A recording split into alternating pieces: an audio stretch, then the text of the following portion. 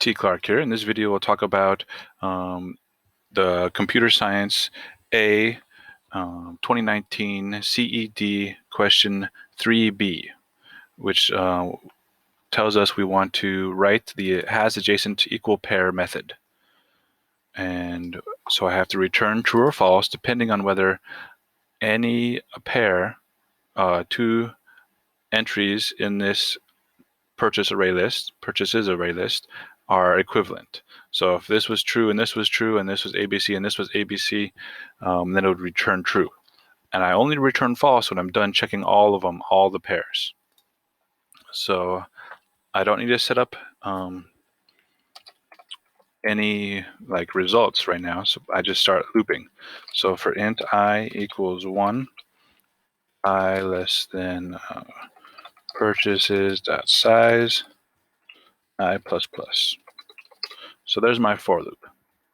I don't start at 0, even though the 0 is the first one, because if I have the 0th one and I try to compare it with the one before it, I would be comparing with -1, which would be out of bounds. So I want to start with this one, the first the entry at index 1, and I want to compare it with the previous one. Then index 2 compared with the previous one.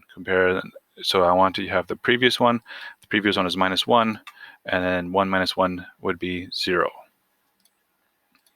Okay, so what I do is I want to get those two. So I'm going to say gizmo current equals purchases.getI.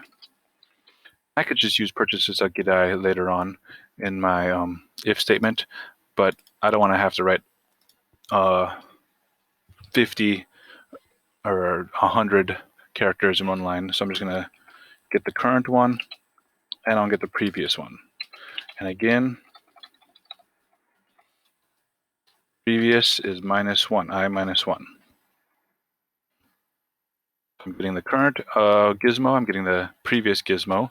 So that would be this entry and this entry, or this entry and that entry. Then I want to say if they're equal. So if the current one, and I don't want to do equals equals because it's a gizmo, and gizmo has that object equals method that they say I should be using. So I'll say cur dot equals, very similar to a string. So I don't have to worry about making the equals method. See how it says implementation not shown? So I'm just going to use it. I'm just going to say, okay, if the current one equals the previous one, okay, and then let's see my logic. If they're equal, does it have an adjacent equal pair? Yes. So I return true. Now the opposite logic is not an else. No.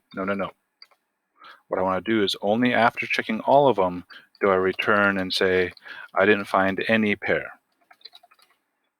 If I put a if else, it would have just checked the first pair. It would have said, is the first one equals? Yes. If else, no. And it wouldn't get to anywhere else. It would just stop right there. So when I'm doing a Boolean, I'm checking all the items. I need to do one return inside the if statement, and then the other the opposite logic after the loop.